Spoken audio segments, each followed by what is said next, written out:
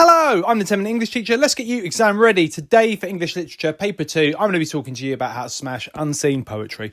Before we get going, don't forget to like and subscribe. There are plenty of things on the channel to help you with English literature and English language. Okay, how to smash unseen poetry. Okay, before we get going, let's remember that if you're a Pearson Edexcel candidate, you will be comparing poem A to B for 45 minutes. And if you're an AQA candidate, you'll be writing about poem A for half an hour for 24 marks, and then you'll have 15 minutes to compare poem A and B. For today's purposes, we're going to be focusing on one poem, but all of the ideas and approaches that I'm sharing with you today are applicable to both sides of the question. And here is today's question that we're going to be focusing on in response to an unseen poem. It is this: How is Childhood Presented in My Parents by Stephen Spender. And here's the poem. I'm going to read that to you now, and then we're going to think about how we would approach it if we were writing in the exam. So, my parents kept me from children who were rough, who threw words like stones and war-torn clothes. Their thighs showed through rags. They ran in the street and climbed cliffs and stripped by the country streams. I feared more than tigers, their muscles like iron, their jerking hands and their knees tight on my arms. I felt the salt coarse pointing of those boys who copied my lisp behind me on the road. They were lithe, they sprang out behind hedges like dogs to bark at my world. They threw mud while I looked the other way, pretending to smile. I longed to forgive them, but they never smiled. That is My Parents by Stephen Spender. Okay, now let's think very quickly and carefully about what we're going to do to begin our response. If you're writing about two poems, the same applies. We're just thinking about this one poem today. So paragraph 1, you need to link the poem to the theme mentioned in the question. And here's what that looks like. So, My Parents by Stephen Spender makes childhood seem like a challenging time. The poem explores how the speaker was treated by local children as a child, who are a source of both fear and fascination in the poem. The poem explores how childhood can for many be a time of alienation and fear. So I've explained how that relates to the theme of the question, childhood, and I've thought a little bit below the surface about what ideas are being communicated. That takes me on to paragraph 2.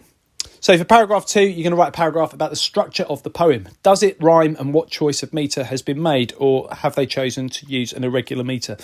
Here's what that looks like. My Parents is a poem without a rhyme scheme. It's effective as it creates a sense of uncertainty and also reflects the idea of personal recollection, with sharing the speaker's thoughts about the past. Tensions created by the choice of irregular metre, which reflects the idea of something about the speaker's past being left unresolved. So for your second paragraph, does it rhyme or not? What use of metre has been chosen, and what might the effect of that be? This is where you think about the sort of ideas that are being communicated by the poet and link those to the choice of metre. Once we've done that, it's time for analysis of language. So we're now going to think about the key quotes in the poem. We're going to choose 3 or 4 and analyse those. Here are some that I've picked out for you to think about. So we have got, I feared more than tigers, in relation to the boys, lovely simile, who threw words like stones, like dogs barking at my world. And we've also got this salt coarse pointing. 4 key quotes that you could analyse and pick out. Your job in the exam is to choose a few uses of key language and then think about what interesting things you could say about them. What ideas are being communicated? Here's an example of analysis of language. The speaker explores how the local children were a source of fear as well as fascination. The writer uses the simile, I feared more than tigers, to explore the speaker's feeling towards the children. Tigers elicit thoughts of threat and death and reflect the idea of being devoured and afraid. But the allusion to tigers also elicits thoughts of being drawn towards the boys, as crowds are drawn towards zoos and circuses to be thrilled. So this idea of tigers, when we think about tigers, we're thinking about death and fear, but we're also thinking about being thrilled. It's like he's drawn towards these boys. That would be thinking about the ideas that are being communicated below the surface. And if you can think about more than one idea that's being communicated, that's going to take you towards the higher bands. To take it further, pause on the poem, and can you complete the written response without any prompts? Think about what your first and second paragraph will be, and then think about which quotes you're going to analyse. Read some other unseen poems and consider how you would approach them and what the question would be if that was the poem that was chosen. And remember, the exam board sometimes favours the same writers that feature in your anthology. Check out the other tutorials on my Unseen Poetry playlist to help you take your revision further. And after your exam, feel free to check in the comments and let us know how you got on.